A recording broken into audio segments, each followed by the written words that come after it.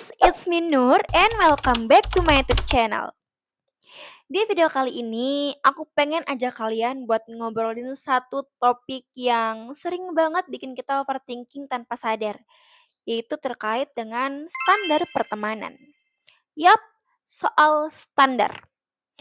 Biasanya kan kita sering banget tuh denger yang kayak standar kecantikan atau standar kesuksesan, ya kan? Tapi sebenarnya standar juga bisa muncul dari hal-hal yang lebih personal kayak hubungan pertemanan. Sadar nggak sih? Banyak dari kita yang punya ekspektasi tertentu soal pertemanan. Yang entah muncul dari mana. Entah dari media sosial, tontonan, atau bahkan cerita orang lain yang kayaknya tuh punya circle goals banget gitu. Sampai akhirnya kita ngerasa, kok temenku nggak seseru kayak mereka ya? Atau aku kurang gaul nggak sih karena cuma punya satu atau dua teman aja? Padahal guys, kalau dipikir-pikir, bisa jadi kita sebenarnya udah cukup bahagia dengan satu atau dua teman dekat kita aja yang bener-bener bisa ngertiin kita gitu. Tapi karena standar yang udah terlanjur kita tanam di benak kita ini, kita malah jadi nggak bisa ngerasain bahagianya. Aneh kan? Kita yang bikin standar, kita juga yang jadi korban dari standar itu. Terus jadi muncul pertanyaan kayak gini.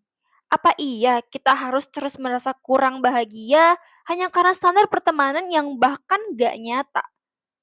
Karena kalau dipikir-pikir lagi, kita jadi terlalu keras sama diri sendiri hanya karena pengen punya hubungan sosial yang kelihatan ideal nggak sih? Nah, dari sini aku jadi mikir, ternyata standar yang kita buat sendiri itu nggak cuman ngatur apa yang kita pengen aja, tapi juga bisa jadi beban buat kita. Kayak aku sendiri ya. Aku tuh pernah banget ya ngerasain kayak, ih kok aku kayaknya nggak punya banyak temen ya? Atau kok orang lain bisa ya deket sama siapa aja? Rasanya tuh kayak aku tuh kurang menarik, kurang asik, atau bahkan kurang bisa jadi temen gitu. Padahal guys, ternyata bukan itu masalahnya. Masalahnya adalah aku ngebandingin relasi yang aku punya dengan relasi orang lain yang aku sendiri juga nggak tahu isinya kayak gimana.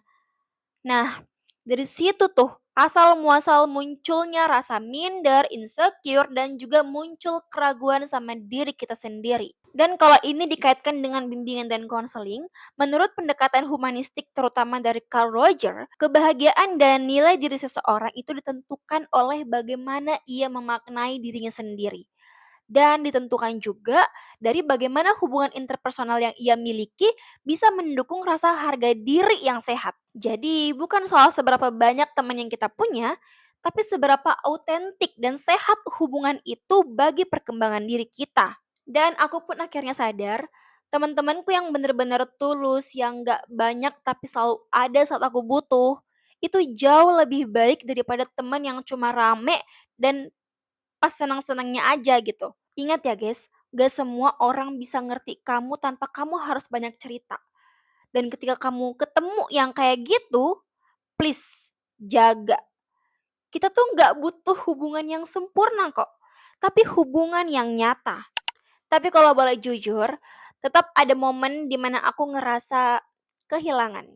Kayak ada temen yang dulu deket banget, tapi sekarang udah menjauh. Bukan hanya karena dianya yang menginginkan ya guys, tapi kadang keadaan yang menentukan.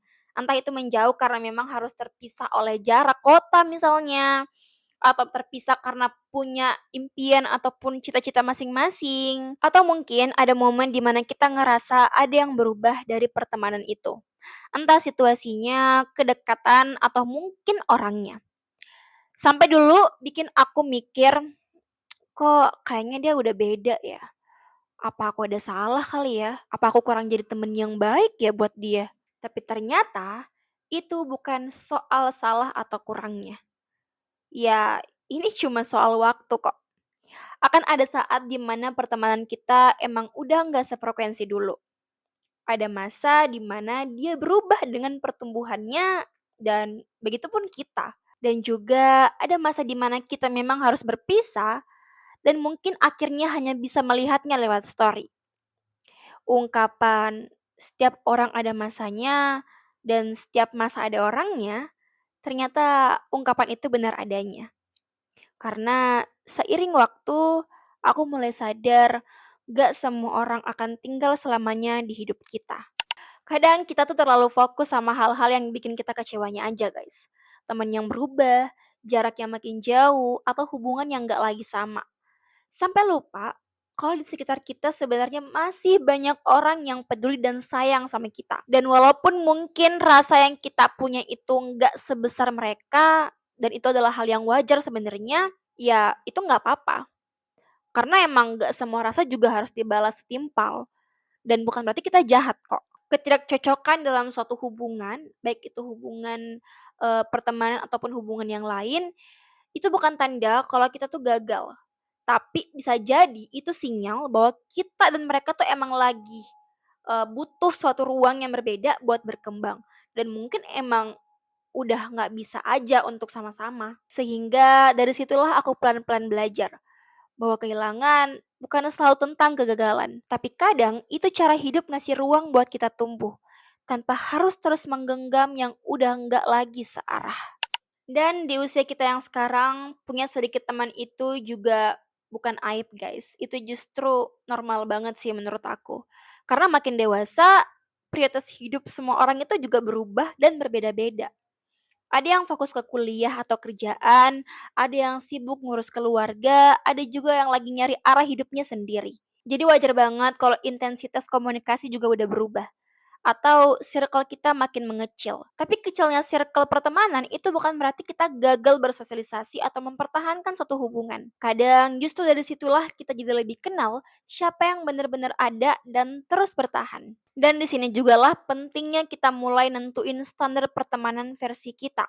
Bukan standar pertemanan yang dibentuk dari tekanan sosial ataupun FOMO lihat hubungan orang lain di media sosial, tapi dari pemahaman kita sendiri. Karena kita yang paling tahu siapa diri kita dan hubungan kayak apa yang bikin kita nyaman, aman, dan juga jujur jadi diri sendiri. Karena pada akhirnya pertemanan yang saat itu bukan tentang siapa yang paling sering bareng, tapi siapa yang selalu hadir dengan ketulusan dan ada di saat dibutuhkan.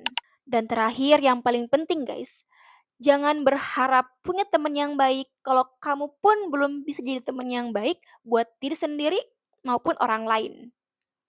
Kadang kita pengen banget orang lain ngertiin kita, sabar sama kita, hadir buat kita, jadi teman yang baik buat kita, tapi kita sendiri belum bisa ngelakuin itu buat orang lain. Makanya penting banget buat mulai dari diri sendiri dulu.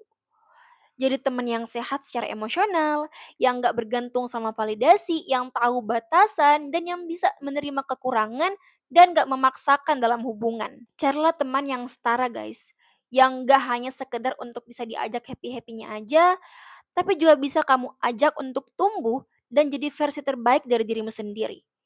Yang mau grow up bersama, juga yang bisa menjadi support system atau tempat pulang yang paling aman. Dan ingat, lebih baik punya satu atau dua teman yang bikin kamu ngerasa diterima daripada punya banyak teman tapi tetap ngerasa sendirian. Karena yang bikin nyaman itu bukan jumlahnya, tapi rasanya. Jadi buat kalian yang lagi ngerasa sendiri atau lagi mempertanyakan circle kalian, yuk berhenti ngejar standar orang lain dan bikin standar versi pertemananmu sendiri. Gak apa-apa kok kalau kamu lingkaran pertemanannya kecil. Karena bukan tentang seberapa banyak teman yang kita punya, tapi seberapa tulus mereka ada saat kita nggak lagi bisa kasih apa-apa selain diri kita yang sebenarnya. Oke guys, sekian video untuk kali ini. Jangan lupa untuk subscribe, like, dan komen.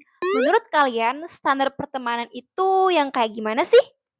Komen juga kalau teman-teman punya hal yang ingin dibahas di video selanjutnya atau ingin ceritain, boleh banget juga untuk tulis di kolom komentar atau DM aku di Instagram di @nurwimes. Oke? Sampai jumpa di video selanjutnya. Bye.